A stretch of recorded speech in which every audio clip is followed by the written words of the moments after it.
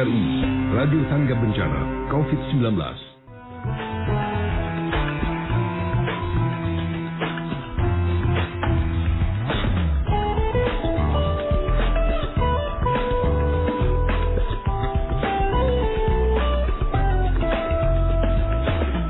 Selamat pagi pendengar dimanapun saat ini Anda berada. Kembali Anda bersama RRI Radio Tangga Bencana COVID-19 untuk edisi hari ini, hari Senin tanggal 20 April 2020. Saya Edo Praya yang akan bersama dengan Anda sampai nanti menjelang pukul 9 waktu Indonesia Barat di Dialog Lintas Semarang Pagi. Dan kita masih bicara terkait dengan pandemi COVID-19 ya. Pagi ini kita akan memperbincangkan seputar perlindungan terhadap tenaga kesehatan. Kita tahu pendengar, seiring dengan terus berkembangnya penyebaran COVID-19 ini memakan banyak sekali korban. Salah satunya yang sangat dicemaskan, dikhawatirkan adalah ikut menjadi korbannya para tenaga kesehatan, baik itu dokter, para perawat, para tenaga kesehatan yang lain ya. Nah, kita tentu tidak bisa membayangkan bagaimana jika para tenaga kesehatan, mereka yang langsung menangani untuk pasien COVID-19 ini juga harus menjadi korban. Tentu kita tidak berharap ini berlarut-larut. Nah, persoalannya kenapa para tenaga kesehatan ini juga pada akhirnya terpapar atau tertular virus corona ini, dan bagaimana sebetulnya perlindungan terhadap tenaga kesehatan. Kita sudah terhubung dengan anggota Dewan Keselamatan dan Kesehatan Nasional Republik Indonesia. Beliau juga Ketua Dewan Pakar Perhimpunan Sarjana dan Profesional Kesehatan Masyarakat Indonesia atau Persakmi, dan beliau juga anggota International Committee on Occupational Health. Beliau adalah Ibu Hanifah Mahirdeni, SKM MPH PSD. Bu Hanifah, selamat pagi Ibu. Selamat pagi Pak Edo. Kabar baik Ibu ya? Kabar baik, Alhamdulillah. Baik, untuk kesekian kalinya Ibu, kita terus memperbincangkan mengenai segala hal yang terkait dengan persebaran COVID-19 ini Ibu. Kalau beberapa waktu lalu memang kita lebih banyak bicara soal pencegahan, sosialisasi dan sebagainya.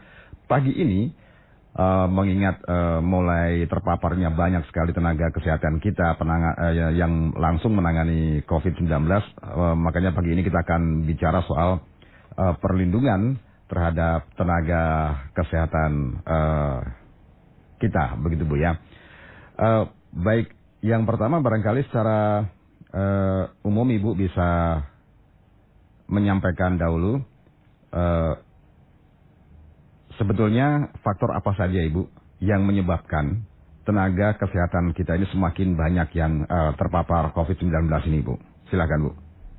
Baik Pak Edo. Yang pertama karena faktor terpapar itu karena memang ada agen bahayanya. Dalam hal ini karena memang sedang ada wabah yaitu COVID-19, di mana COVID-19 ditularkan baik melalui kontak langsung dan tidak langsung, yaitu tetesan dari droplet atau butir-butir ludah yang dikeluarkan oleh si penderita atau pembawa virus, dan itu ternyata tidak bisa kalau hanya 1 meter jaraknya yang harus dijaga. Ternyata penelitian terbaru minimal harus 1,8 meter. Oke, ini penelitian dari mana ini Bu?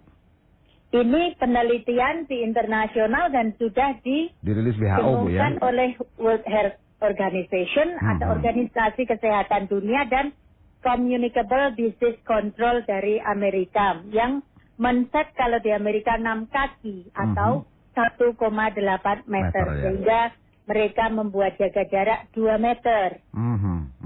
Hanya yang bisa 1 meter itu ketika tetesannya itu lebih besar dari 5 mikron. Nah, kalau alat perlindungan diri tenaga kesehatan tidak dipakai, sementara paparan bahaya itu akan selalu ada karena akan ada pasien, baik pasien yang disiplin menggunakan alat pelindung diri, maupun sebagian besar mereka tidak menggunakan. Jadi seperti apa? Tidak bisa menghalau ketika musuh itu datang. Gitu. Ya. Jadi yang pertama faktornya adalah kedisiplinan untuk penggunaan alat perlindungan diri yang kurang Ibu ya? dua-duanya harus memakai, baik dari pasien maupun orang-orang yang terkait dengan pasien tersebut atau dilewati saja di fasilitas pelayanan kesehatan. Ya, itu faktor yang pertama, barangkali masalah alat perlindungan diri. Faktor yang lain mungkin masih adakah yang menyebabkan tenaga kesehatan ini semakin banyak yang terpapar, Bu? Saling menjaga. Dari manajemen langsung mengatur bagaimana prosedur keselamatan dan kesehatan kerja petugas kesehatan. Ini ada dalam pedoman yang dikeluarkan oleh WHO dan sudah diadopsi oleh Dirjen Pelayanan Kesehatan. Ya. Nah, SOP itu harus dipatuhi. Pasien sendiri, masyarakat itu juga harus melindungi petugas kesehatan.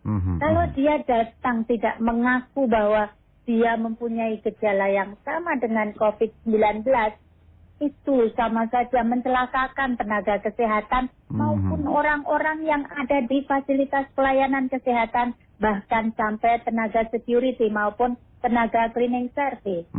Ya, baik. Kalau bicara soal SOP, barangkali ini kan bukan walaupun ini memang sebuah standar prosedur kerja dari tenaga kesehatan, tapi masyarakat kan juga tak perlu tahu juga agar mereka tidak mungkin terjadi salah paham ketika harus melaksanakan SOP ini. Nah, kira-kira SOP secara umum yang harus diketahui masyarakat seperti apa, Ibu? Yang ditetapkan itu? SOP untuk masyarakat adalah apabila disediakan hotline service atau saluran telepon dan mereka tidak dalam kondisi yang sangat kritis, sebaiknya berkonsultasi melalui telepon. Yeah. Apabila pasien dalam keadaan kritis, sebaiknya pasien maupun yang mengantar semuanya memakai alat pelindung diri dan tidak menularkan kepada orang-orang yang terkait di fasilitas pelayanan kesehatan. Jadi harus jujur, harus bertanggung jawab untuk peduli keselamatan dan kesehatan petugas kesehatan maupun orang-orang yang terkait di fasilitas pelayanan kesehatan. Jadi pasien dan pengantar, Ibu ya? Iya, itu dari sisi pasien dan pengantar. Ya. Nah, dari sisi manajemen pelayanan kesehatan itu ada namanya pengendalian penularan penyakit infeksi. Ya. Nah, itu harus dilakukan sangat-sangat standar mengikuti protap karena sudah biasa dilakukan oleh rumah sakit untuk melaksanakan pengendalian penularan infeksi atau PPI. Ya. Dan ini harus secara fokus untuk infeksi pernafasan secara umum maupun secara khusus. Kemudian ada triase, tulisannya triage itu harus ada pemilahan. Yaitu tadi nomor 1, sediakan saluran telepon di mana masyarakat bisa selalu mempunyai akses untuk berkonsultasi sehingga tidak harus semua yang kritis dan tidak datang ke rumah sakit memenuhi halaman rumah sakit, memenuhi gedung rumah sakit dan makin membahayakan petugas kesehatan. Yeah. Ada serambi kaca dalam hubungan langsung dengan pasien kalau melakukan konsultasi. Ya, saya sudah melihat ada beberapa warung makan langsung di kasirnya memasang serambi kaca, itu bagus.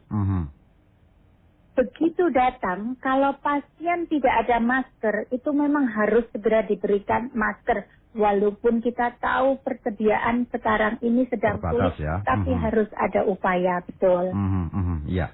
Bu, kalau yang ketiga. Oh iya, masih yang ketiga, silahkan Bu. Ini protapnya sampai 4 lagi. Semua yang datang secara fisik, baik itu petugas kesehatan maupun pasien dianggap berpotensi menularkan.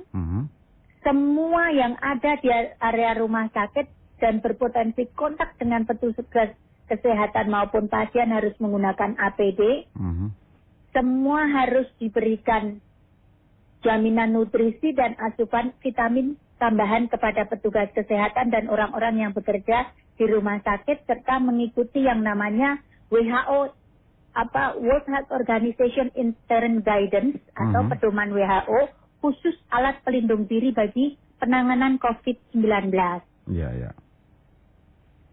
Kemudian masih ada SOP yang lain, Bu? SOP-nya secara detail ada di pedoman WHO tersebut. Ya, Ibu tadi beberapa sudah disampaikan persyaratan-persyaratan sesuai dengan standar operasi dan prosedur bahwa harus ada tim pengendali penyakit penularan penyakit begitu Bu ya. Nah, apakah di setiap rumah sakit tim ini sudah terbentuk dengan baik? Ini merupakan tim standar ada COVID maupun tidak atau ini tim ini selama masa pandemi COVID saja, Ibu? Di rumah sakit dalam syarat akreditasi tim PPI, pengendalian penyakit infeksi selalu ada dan bersama-sama dengan Komite Keselamatan dan Kesehatan Kerja Rumah Sakit. Dan itu ada atau tidak ada COVID, mereka terus melaksanakan. Hanya kedisiplinan dan audit quality untuk pemenuhan SOP ini yang harus ditinjau lagi. Oke. Dan sebisa mungkin dilakukan pemilahan, Bu ya, termasuk salah satunya tadi setiap pasien tidak harus selalu kontak langsung dengan dokter atau dengan tenaga kesehatan kalau memang tidak kritis, misalnya lewat telepon dan sebagainya. Nah, apakah saat ini juga hotline yang ada di rumah sakit menangani COVID-19 ini juga sudah cukup bisa dimanfaatkan masyarakat, cukup sosialisasi atau memang kurang, Bu? Sebetulnya sosialisasi informasi itu ada di mana-mana. Hanya bagaimana masyarakat itu secara individu mendapatkan informasi tersebut itu di struktur di Indonesia yang belum kita peroleh karena pencarian informasi itu kan sekarang tergantung mereka atau masyarakat atau individu mencari informasi dari mana. Yeah. Maka struktur penguatan wali kota mengirim WA kepada kecamatan, kepada camat, camat mengirim WA kepada lurah, lurah mengirim WA kepada RW dan RT, kemudian mereka mendistribusikan ke setiap individu itu yang paling efektif, Bu ya. Oh, terputus ya. Baik, kita akan coba hubungi kembali.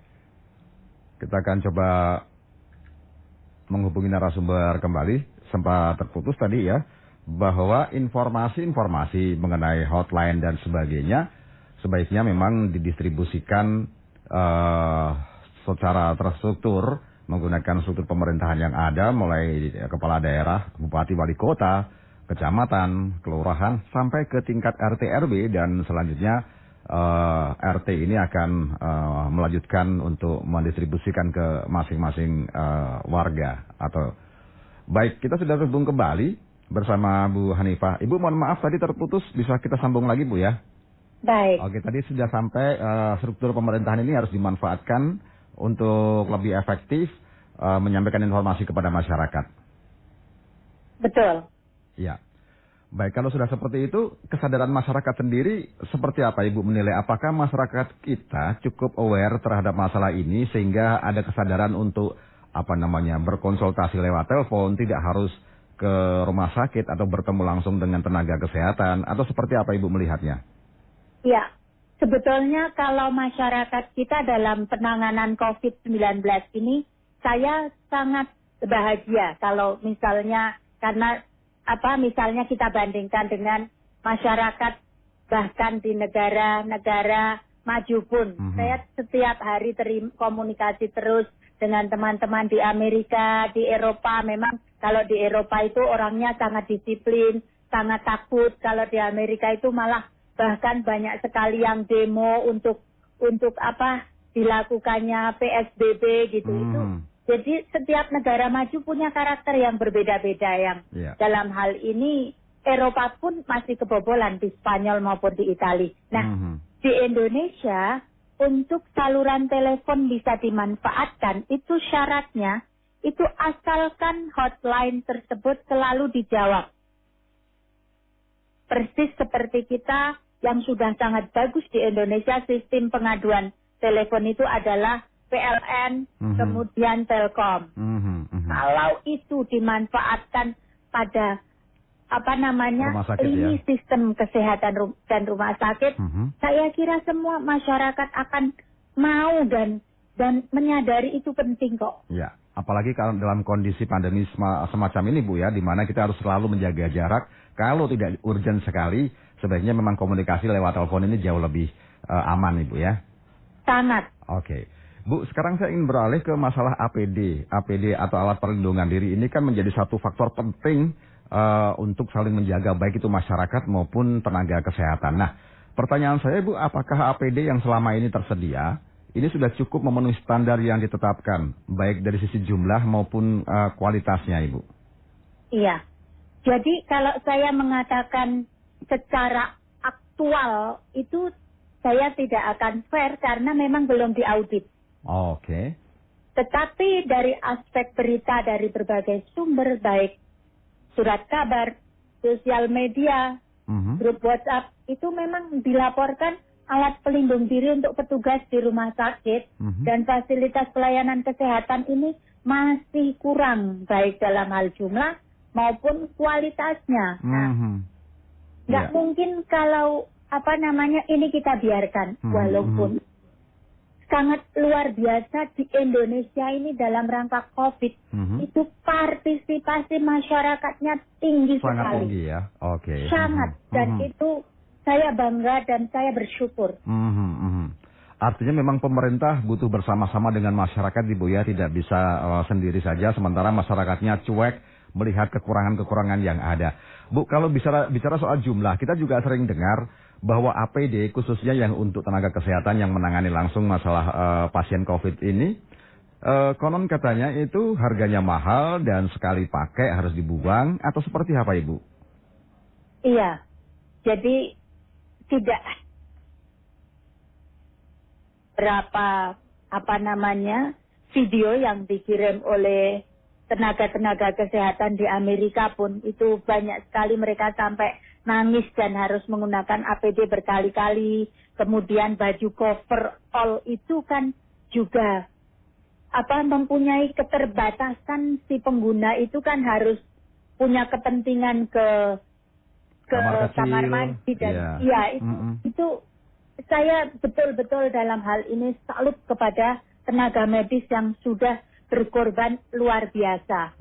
Jadi ya memang sangat keterbatasan ini yang harus kita sanggah bersama, kita bantu bersama itu. Ibu, pertanyaan saya tadi, apakah itu memang harus sekali pakai? Misalnya ini kita dari ruangan isolasi kemudian ingin ke kamar kecil misalnya, ini kan harus melepas beberapa bagian APD. Nah, yang sudah dilepas ini apakah memang betul tidak boleh digunakan lagi sehingga para tenaga kesehatan baik perawat maupun dokter terpaksa harus menahan ke belakang misalnya, atau seperti apa sih Bu? Iya betul, kenyataannya kalau melihat curhatan dari berbagai perawat itu, mereka sampai harus menggunakan pampers. Oh iya, karena menghemat itu Bu ya, karena memang menghemat APD Bu ya. Iya, kasihan sekali mereka mengorbankan waktu untuk makan, untuk urusan mereka pada kebersihan dan sanitasi diri. Jadi luar biasa pengorbanan mereka. Harus sekali pakai dan dibuang protapnya. Ya, jadi artinya memang secara umum APD yang ada sekarang ini memang secara kuantitas memang masih kurang. Ini juga memang diharapkan bantuan dan masyarakat sudah menunjukkan kepedulian itu Bu ya. Dan secara standar mungkin juga perlu ditingkatkan lagi. Nah, sekarang ini masalah jumlah Ibu. Saat ini kan banyak masyarakat yang memproduksi APD. Mungkin yang paling sederhana masker, tapi beberapa juga membuat alat perlindungan diri yang full semacam jas hujan yang seperti kita lihat di beberapa media sosial yang beredar itu. Nah, apakah APD yang diproduksi secara massal oleh masyarakat ini, apalagi dalam waktu yang cukup singkat karena ini mendesak, ini sudah bisa dikatakan layak dipakai atau sesuai dengan standar atau seperti apa Ibu, atau apa yang perlu diwaspadai misalnya? Oke. Jadi alat pelindung diri seperti coverall, baju yang menutup seluruh tubuh, kemudian masker dan sebagainya, kalau itu belum ada packing yang sudah disetujui atau sudah melalui inspeksi Badan POM maupun Kementerian Kesehatan, maka harus diwaspadai betul dalam hal standar. Jadi sudah ada isu memang standarnya APD tidak memenuhi syarat kesehatan, atau saya juga melihat di beberapa sosial media, di video-video YouTube juga beredar, cara produksinya saja bukan cara memproduksi yang sehat, yang bersih, yang betul. Sehingga itu justru rawan membawa kuman ikutan juga gitu. Jadi kalau APD belum disteril terus digunakan itu juga membahayakan gitu. Terutama yang istilahnya coverall tadi Bu ya.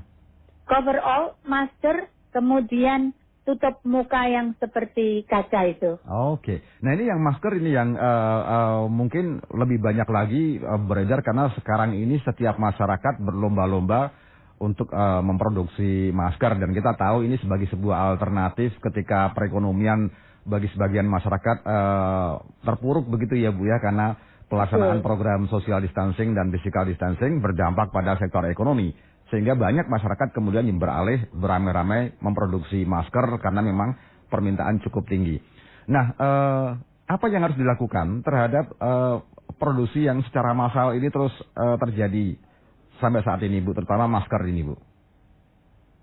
Baik, jadi masyarakat itu sendiri dan pemerintah harus hadir untuk jaminan kualitas produk. Kalau untuk masker kain yang bisa kita beli, untuk yang bukan pasien, itu sederhana sekali. Sebelum dipakai harus dicuci, harus kering, dan cucilah dengan disinfektan. Oke. Artinya kalau dari beli, atau deterjen. Kalau beli yang sudah diplastikin kemudian langsung kita pakai, sebaiknya tidak begitu Ibu ya. Apapun tetap dicuci dulu walaupun baru Bu ya. Betul, yang masker kain ya, bukan yang masker bedah ya. Nah ini perbedaannya apa Ibu? Masker bedah dan masker kain, apakah memang daya tangkalnya berbeda, peruntukannya berbeda, atau seperti apa? Bisa Ibu gambarkan sedikit untuk masyarakat Ibu? Iya, masker bedah itu kan ada lapisan putih yang kita pakai di dalam. Iya. Nah itu ada untuk menyerap kelembapan dan membunuh kuman. Nah, masker kain kan kita tidak menggunakan hal tersebut, hanya menghadang kuman supaya tidak masuk.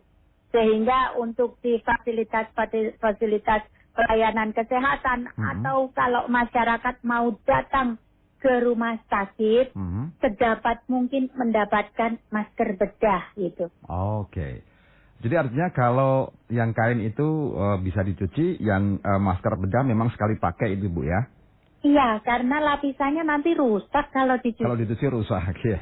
Nah, Ibu, kalau di rumah sakit tadi Ibu sempat singgung sebaiknya menggunakan masker bedah atau memang masih bisa menggunakan masker kain? Karena asumsi masyarakat tentu rumah sakit adalah dalam tanda petik sarang penyakit ya, karena di situ banyak sekali pasien. Seperti apa Ibu? Apakah beda penggunaan masker ketika kita di rumah sakit, baik sebagai pengantar apalagi pasien, dengan menggunakan masker ketika aktivitas sehari-hari Ibu? Iya.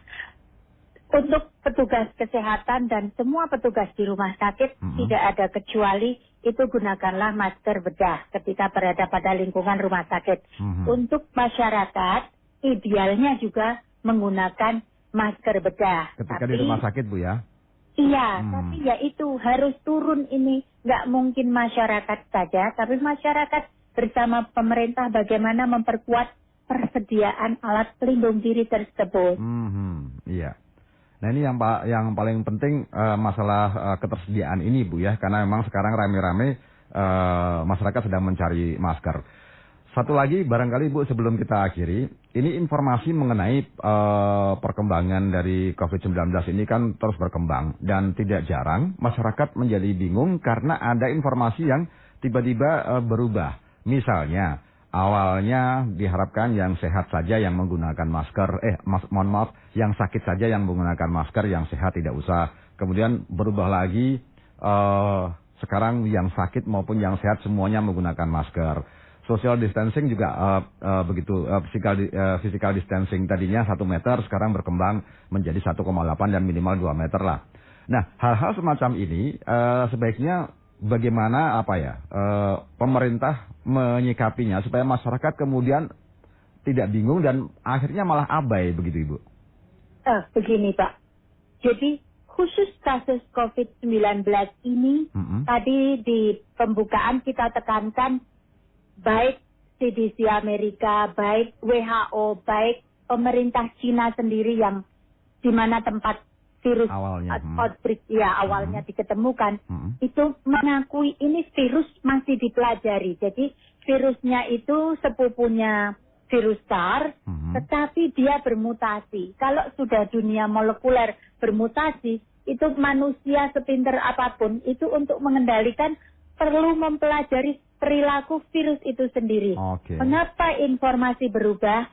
Sadarkan kepada masyarakat bahwa pemerintah itu tidak salah, WHO tidak salah, Amerika tidak salah, Cina tidak salah. Jadi itu justru kejujuran untuk menyampaikan update atau pengkinian hasil penelitian untuk masyarakat sendiri. Jadi ini bagaimana menyadarkan masyarakat bahwa terus informasi itu akan berubah dan masyarakat juga tidak kaget, itu yang harus kita tekankan. Mengingat memang ini virus baru dan terus ada penemuan-penemuan baru begitu Bu ya, sehingga mungkin saja ada perubahan-perubahan karakter maupun informasi itu sendiri Bu ya. Betul, tekankan itu. Baik. Terakhir Bu Hanifah, apa yang ingin atau perlu disampaikan Ibu kepada berbagai pihak terkait dengan topik kita pagi ini, perlindungan terhadap khususnya tenaga-tenaga kesehatan. Silakan Ibu. Iya, jadi harus ada turun tangan juga dinas terkait untuk memberikan edukasi informasi tentang standar ruang-ruang isolasi maupun karantina mandiri. Kalau di rumah sakit itu semuanya sudah ada Permenkesnya dan ada petunjuk WHO-nya, dan di situ sudah bisa diikuti SOP-nya termasuk kualitas ruang udara dan sebagainya. Kemudian, mari kita harus melindungi tenaga kesehatan. Ikuti prinsip dari tenaga kesehatan itu sendiri, harus melakukan prinsip atau melaksanakan sebelum menolong orang lain, diri kita harus kita jaga kesehatan dan keselamatannya. Ikuti penanganan prosedur penanganan COVID-19 pada berbagai lapisan sesuai prosedur tetap. Masyarakat, mari kita aktif sebagai pasukan penghadang pertama atau garda depan untuk menghadang musuh COVID-19. Mari kita mengendalikan, bertanggung jawab. Mari kita jujur, mari kita sayangi petugas kesehatan dan kita jaga mereka karena mereka luar biasa kerjanya saat ini. Jadi masyarakat adalah garda depan, pasukan untuk menghalau musuh COVID-19. Petugas kesehatan adalah pasukan garda belakang untuk menangani atau menyembuhkan orang-orang yang kalah atau korban perang melawan COVID-19. Itu Pak Edo, pesan dari dan harapan dari saya. Yang terakhir saya garis bawahi jangan dibalik Bu ya, bahwa masyarakat itu harusnya menjadi garda terdepan dalam memerangi ini. Dan terakhir baru tenaga kesehatan Ibu ya.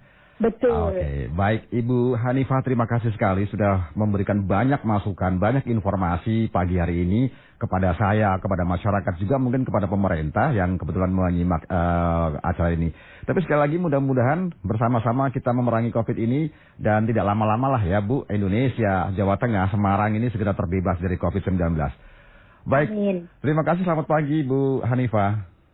Selamat pagi Pak Edo. Ya, baik pendengar, demikian sesi pertama wawancara atau dialog kita pagi ini bersama anggota Dewan Keselamatan dan Kesehatan Nasional Republik Indonesia. Beliau juga Ketua Dewan Pakar Perhimpunan Sarjana dan Profesional Kesehatan Masyarakat Indonesia atau Persakmi. Beliau juga anggota International Committee on Occupational Health, Ibu Hanifah Maherdeni, SKM MPH PhD. RRI, Radio Tangga Bencana COVID-19.